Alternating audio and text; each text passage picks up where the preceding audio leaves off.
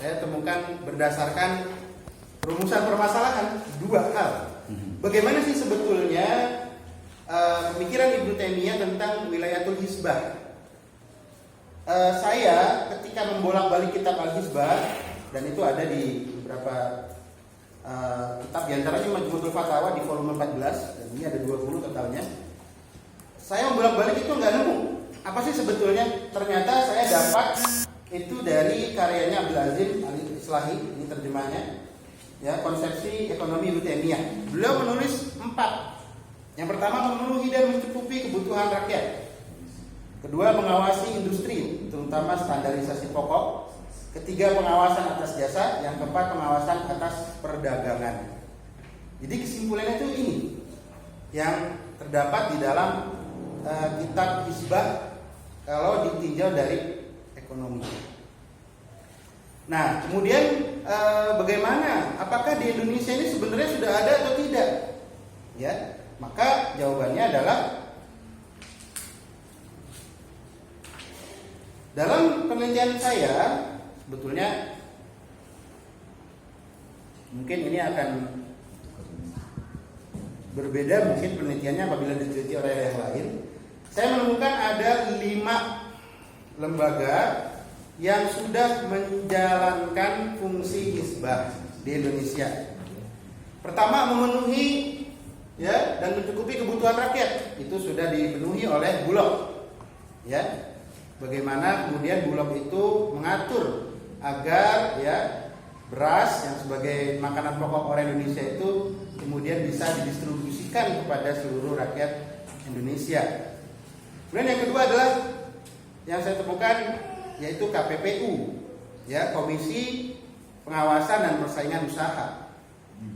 Ia mengawasi industri ya pada standarisasi pokok dan menjatuhkan sanksi sekaligus. Kalau kemudian ada yang menyeleweng dari aturan, maka diberikan teguran. Adapun OJK dia pada yaitu lembaga keuangan. Kalau ada lembaga keuangan ya yang menyimpang, maka dia akan terkena sanksi. DSN MUI juga sama. Hanya saja DSN MUI mengurus yaitu pada bank-bank syariah. Kemudian yang berikutnya pada pengawasan atau jasa yaitu OJK dan DSN ini adalah pengawasan yaitu tentang lembaga keuangan, dan jasa juga tentang jasa yaitu keuangan. Ya, terakhir pada pengawasan atas perdagangan ya KPPU saya contreng. Kemudian ada Balai Metrologi. Ini juga masukan dari Bapak pembimbing saya Bapak Ustaz Dr. Nusno bahwa Balai Metrologi itu tugasnya adalah mengatur timbangan volume. Kalau ada yang menyeleweng, misalkan timbangannya itu sebenarnya 5 kilo tetapi jadi 6 kilo, itu Balai Metrologi dia berhak untuk memberikan teguran atau sanksi kepada pelaku usaha tersebut. Dan Balai Metrologi ini adalah di bawah Kementerian Perdagangan Republik Indonesia.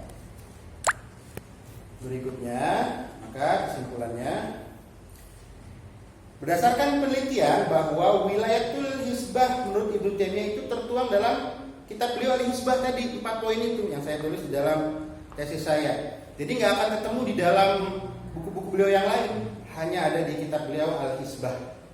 Dan tadi sudah ada 4 poin. Yang kedua, bahwa beberapa lembaga di Indonesia sudah mengimplementasikan tugas wilayatul hizbah, sehingga bisa kita ambil kesimpulan bahwa sejatinya lembaga-lembaga tersebut itu sudah sesuai dengan lembaga hizbah. Hanya saja sekali lagi beda penamaan. Kalau pada lembaga di zaman dahulu hanya satu, hizbah saja. Kalau sekarang kemudian terbagi-bagi, itu kemudian mungkin bisa lebih memfokuskan pada permasalahan yang ada. Kemudian berikutnya saran dan rekomendasi. Sarannya ya hendaknya dilakukan penelitian yang lebih mendalam. Ya, hendaknya para peneliti memiliki kemampuan yang cukup ya akan bahasa Arab ketika mengkaji pemikiran. Karena saya temukan dalam penelitian saya ternyata ada beberapa hal yang harus diluruskan dari para peneliti yang lain, khususnya terkait dengan pemikiran pemikiran Ibnu Taimiyah. Baik, itu saja mungkin yang bisa saya